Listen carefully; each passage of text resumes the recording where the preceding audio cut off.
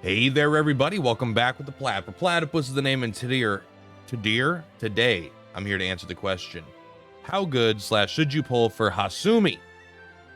Anyway, we're gonna jump right into it and find out. But first, we're gonna see how good this video is gonna be. We base it off a paid individual poll. Is this gonna be a good YouTube video, or is this gonna be one of those other plat videos that everyone hates? Let's find out. This is the most important thing when you're talking about a character. Oh. You know what? That's gonna be a pretty damn good video. It wasn't a shiny, but you know what? Wingate, you're always gonna be fun to pull in my book. All right, so anyway, jumping into HASUMI. So we're gonna go over her abilities. Again, I don't go too deep into the stats specifically. I don't think they're nearly as relevant as the rest of the kit anyway, but I also, you know, it becomes hard to compare because I don't have maxed out units anyway. I'm gonna start by going with the passives first, and then I'll go into the abilities, because I have found the passives have a pretty strong effect on how good the abilities are for a lot of characters. Really quick, the awakening thing: raise light damage with 50% limit from support skills and equipment area effect by 30%. Increase duration of augmenting effects granted by self by 1. This is a hugely good accessory, but who's gonna get it anyway? All right, enhanced healing 3, raise HP recovery skill potency of self by 20%. So she has 20% stronger heals pretty much initially, and 25% chance to raise BP by 1 when hit. It triggers once even when taking multi-hit damage. So it's once per, not when hit, I guess necessarily. It's when attacked. Basically, but you get, I wonder if this, it doesn't seem like it gives you a BP. It seems like it gives you a BP recovery. So it's like it gives you 1 stack of like the end of next turn, you'll get an extra BP. It's not 100% clear to me, but either way, this character has a lot of BP, essentially. Maybe the most in the game so far, if this procs a couple times. Theo starts with 3 turns of it, which might be more in shorter fights, but if a fight goes on a long time, then the 25% per hit is going to be more. Man, these cats are crazy. You see that? All right, so their first abilities are usually kind of bad. Deal elemental light damage to a single foe, whatever. Deal double fan damage, whatever. Like, this is 4-star stuff, you know. Light damage to all foes, whatever. All right, so we do have Miraculous Dance. Restore HP of front potency of 130 with an SP cost of 42. Even though it's 130, right, with the 20%, it's going to be closer to like a 160 or something like that, right? I'm not doing the math. It'll be 26% more, so 156. I assume that's how it works. Basically, it's a 20% potency increase. Not necessarily. I'm not exactly sure how else it would do it. But yeah, I mean, it's nice. It's nice to have an AoE healing. There's multiple AoE heals in the game already. I mean, if you don't have Millard and if you don't have Theo, then maybe this is the best AoE heal in the game. But most people are going to have either Millard or Theo. And it's kind of always nice to have a backup healer, I suppose. Deal physical fan damage to a single foe, potency of 170, and impart elemental attack down 15%. That's like whatever. It's 1 fan attack. If it was like 3 fans attacks and this, I'd say this is really good. But it's just kind of, you know, it's Millard has the same ability, but it's with physical damage and it's a staff attack, and everyone hates that ability, so I assume this is not good. I do think the physical attack down tends to be better than elemental attack down, so I think this is a little bit worse than Millard's ability. Impart front with physical defense up and elemental defense up 15%. Kind of sucks. It's not like bad. It's actually like it would be good, but Lynette is in the game, right? Primrose is in the game. This is definitely worse than what you're getting on other dancers. Deal physical fan damage to a random foe 3 times. This has a good potency, but this is the exact same ability that a Wild Blow that Iris has. It's also fan 3 times random foes. It has a lower potency, but you're not using this or that character for damage output. You're using them for breaking shields if you're using this. So this is not a 5-star cool ability. This is actively on 4 stars right now. Celestial Song. Deal elemental light damage to a single foe 3 times with a potency of 85. So this is realistically, I don't want to say anything too extreme, but I'm pretty sure this is the best light attack in the game in terms of both damage and breaking shields. Like, this seems to be straight up the best light attack in the game. So it being the best of the best means I'm saying this is really good. This is still, like, the kit, I feel like overall is not gonna quite you know, this isn't like Sophia. She might do as much damage as like Lynette with the single target things, but I'm not sure. They don't have that much support, right? They're not lowering elemental defense. They're lowering elemental attack.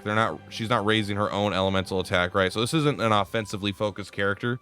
So this attack probably won't do quite as much damage as what we would like, but it is very good for breaking shields. You know, specifically to that, but we don't have a whole lot of light that breaks shields. So that could be something that would benefit pretty much everybody, I think. And the final ability, which I think a lot of people really like, is Blooming Ballad. Grant front row automatic recovery from SP. Automatic SP recovery. So it's 2 turns, you get 5% of your maximum SP a turn. So I think this reads way better than it is in practicality. Like, I think this is an ability that's nice to have, but this is not the kind of ability you pull a character for. It's just like, it's okay. Like, it's good. 5% SP a turn is low. It's not terrible, especially in a longer boss fight, but it's kind of slow. Like, keep in mind that characters in the back row, so out of your 8 characters, 4 of them are getting 10% SP recovery every single turn just for being in the back row. So this is half the speed. If you think about how long it takes for your characters to get SP when they're in the back row, this is half as fast, right? It takes twice as many turns to get the same amount of value. So this means your characters have to be in the, you know, now this can stack, right? If you put this on a character and then you switch them to the back, now they're getting 15%, that speeds it up. And this is good, but even if you boost it to like 4 turns or whatever, right? Because you can get up to 5 turns, right? So it's 25%. 5 turns for 25% of your maximum SP is very slow. I mean, this ability is effectively free on her, I assume, because once her SP is high enough that she will get just get it you know, on her own or whatever, you know, she'll recover the costs. I really think that this ability is a little overhyped, to say the least. I think the 10% back row SP recovery is I mean, obviously that's insane. I'm kind of stumbling. I just don't think this ability is that good. I think it's like fine. I don't think that it's as good as what it sounds like. Yeah, is it the only SP recovery ability in the game? Yes, but the game is built-in mechanical SP recovery all the time, and it's also HP recovery. So when you're in the back row, you're getting 10% HP and SP. So pretty big deal. So overall, I really think her standout ability is Celestial Song. I think Blooming Ballad is useful, but it takes a turn, and I don't think it's that useful. You don't want to use it. This is like a preemptive thing. You don't want to use it when your SP is low because it takes forever to build it back up. So you want to use it as characters are using their SP to hopefully get some of it back.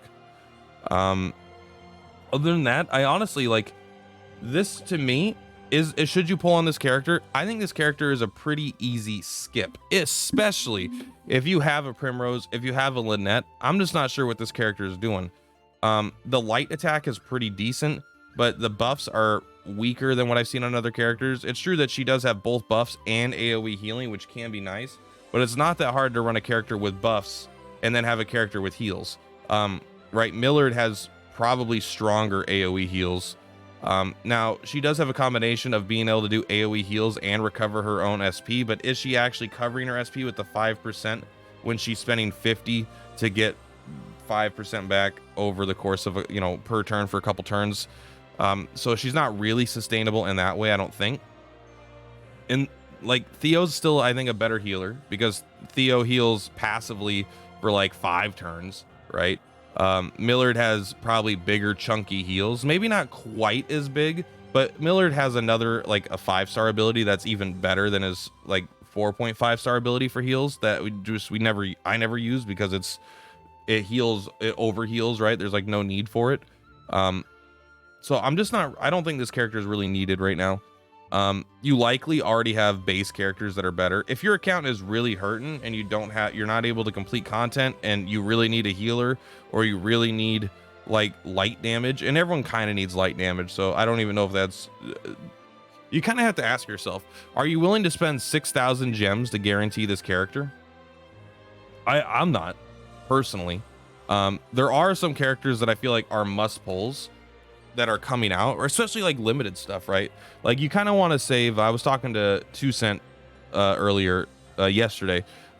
He's like, I keep 3,000 gems at all times because I want to be able to pull to pity on the crossover banners.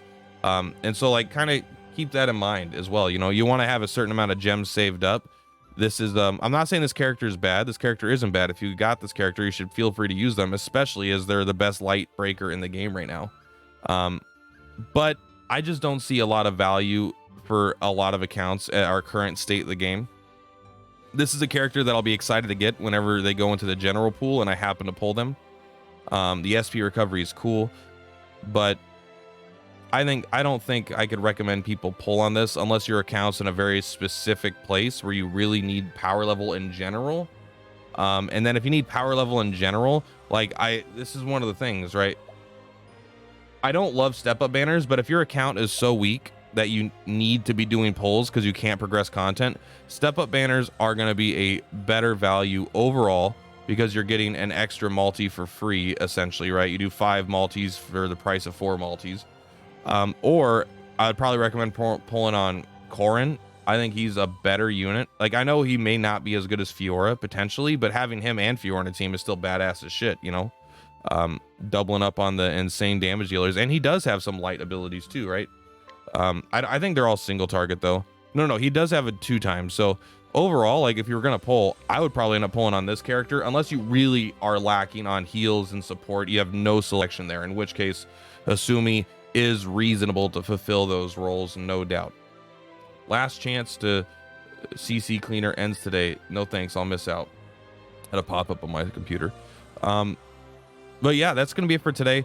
Personally, I'm not going to be pulling on her. I don't really recommend people pull on her, but again, I don't have perfect knowledge of every individual in all of your accounts, so I can't tell you specifically if you should be pulling. I think for the average player that's been playing since day one, that has a similar experience to me, maybe even like 2cent, who is a free-to-play player, they're not pulling on it. I think it's very reasonable to skip this banner, keep saving. We know we have more of the original 8 coming out, which people are going to be pulling on regardless if it's good or not, because they're the original 8. So keep in mind, if you spend 900 gems here attempting to get this character, that's 900 gems you don't have when something comes out in the future. So even if you do need to pull on this, I do recommend pulling as little as possible to get the power level you need to keep going, and then get your level up berries from the exchange shop and get out. Anyway, guys, that's gonna be it for today. Purplatypus is Purplatypus. I will see you in the next video. Much love. Thank you for watching.